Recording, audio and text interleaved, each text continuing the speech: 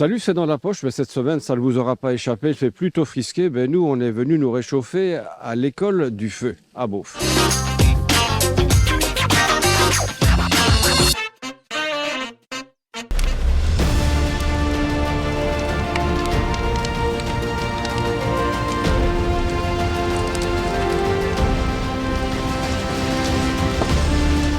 Vous voyez, les pompiers sont en train de tester une nouvelle bâche anti-feu pour éteindre les incendies sur les véhicules. Cette nouvelle technique, vous la verrez bientôt sur la plateforme encore.fm. C'est là que chaque mois, les pompiers de l'école provinciale du feu publient leur podcast pour partager leur savoir-faire et leur vécu.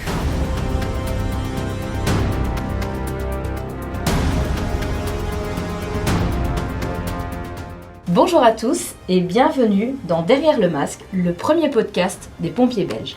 Le titre, on l'a trouvé accrocheur, on a trouvé que c'était assez parlant et ça nous a semblé être assez aussi un peu mystérieux pour pouvoir un peu créer la curiosité auprès de nos futurs auditeurs. L'idée, c'était de pouvoir aller gratter un petit peu derrière les personnes pour aller dans leur vécu, en fait. Réellement, le pompier est curieux et cherche à avoir tout un tas de ressources qui ne sont pas forcément toujours accessibles parce que pas forcément dans la bonne langue ou stockées sur des choses qui sont difficiles à trouver. Donc le fait que ce soit quelque chose d'animé sur lequel on retrouve un peu de fun, un peu de contenu intéressant, c'est quelque chose de bien.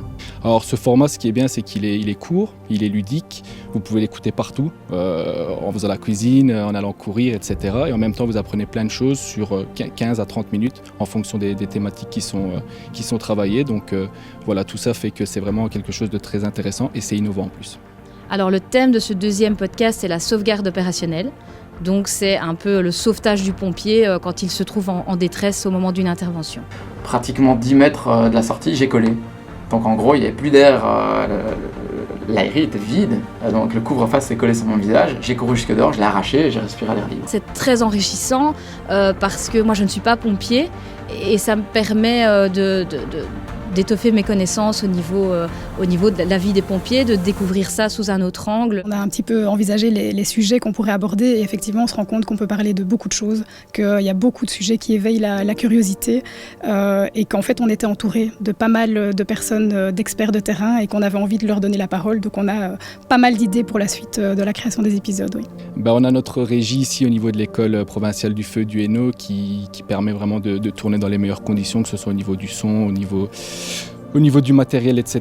Et donc du coup, on a notre équipe du bureau pédagogique qui a travaillé longuement sur ce projet. Ça s'est mis en place et voilà, on fait avec les moyens du bord pour le moment. On va s'améliorer d'épisode en épisode, mais on est déjà très content du résultat final.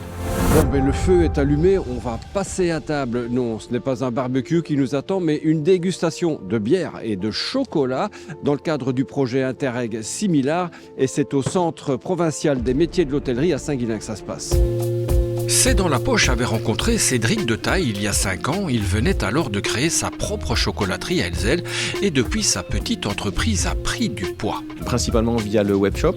Donc ça c'est facile pour les gens, la poste, les colis ça voyage super bien. Après moi je privilégie l'ancrage local, ça ce que je trouve que c'est super important.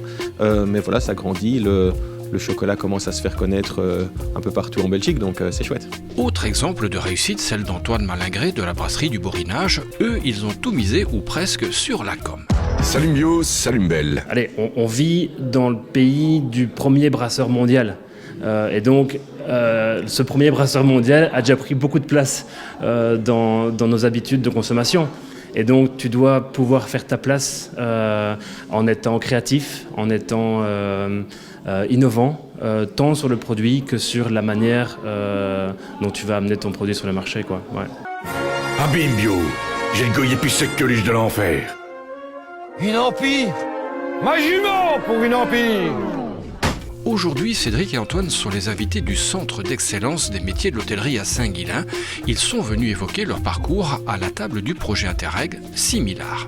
Similar, c'est un projet dans lequel on veut vraiment renforcer la compétitivité des entrepreneurs, des TPE, des PME dans le secteur alimentaire. Et c'est un projet qui est centré vraiment sur la Flandre, la Wallonie et les Hauts-de-France. Il y a un potentiel.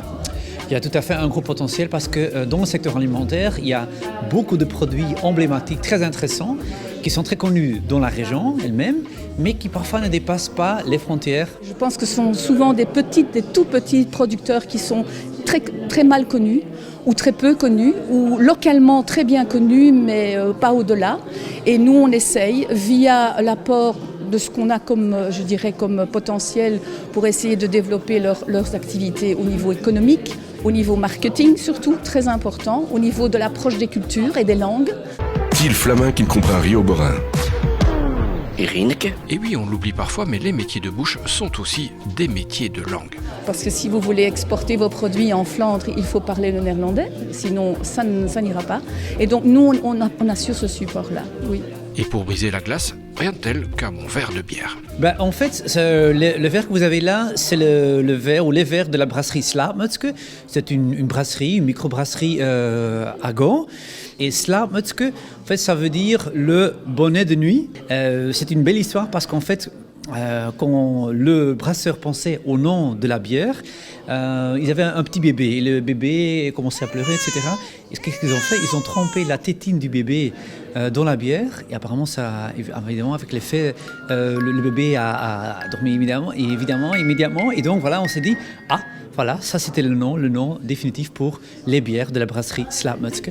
Mais ce soir, on va plutôt réveiller les papis. On est en Belgique, quoi. On va accorder de la bière et du chocolat, ça coule de source. Ni une ni deux, on forme les couples. Ça peut être un mariage très heureux, presque un mariage parfait, comme on connaît cette bière qu'on aime bien.